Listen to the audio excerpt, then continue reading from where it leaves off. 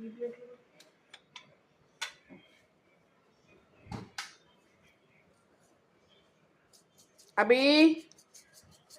రానా, నీకు chilli flux కావాలా? అన్నకి ఘాటుగా ఉంటే ఇష్టం, వేసుకుంటున్నాడు. నీకు నీకు కావాలంటే వేసుకో. సరే, చూసారా వీళ్ళకి ఈరోజు పండగ. నాకు కూడా నేర్పేశారు, నాకు కూడా పండగే.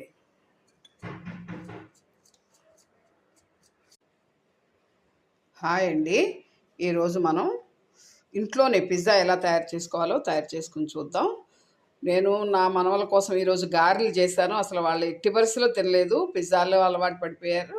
నాకు కూడా నేర్పేశారు ఈ హాలిడేస్లో.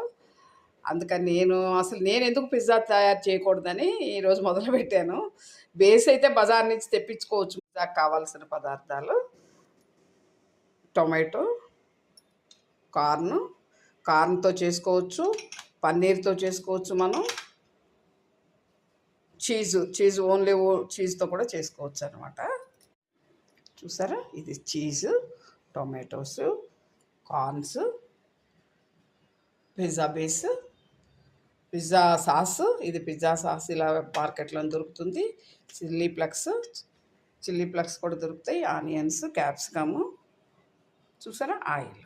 ఇప్పుడు ఎలా తయారు చేసుకోవాలో ఒక్కొక్కటి మనం పక్కన పెట్టుకొని చూద్దాం. చేయాలి ఫుల్గా.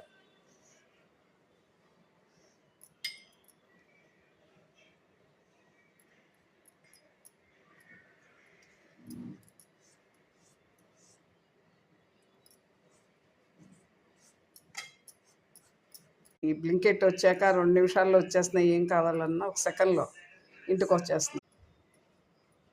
టమాటాలు వేసుకుందాం.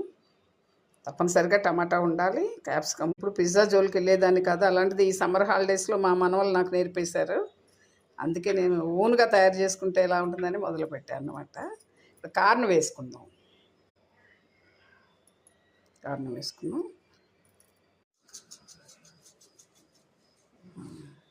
చీజ్ వేసుకుందాం.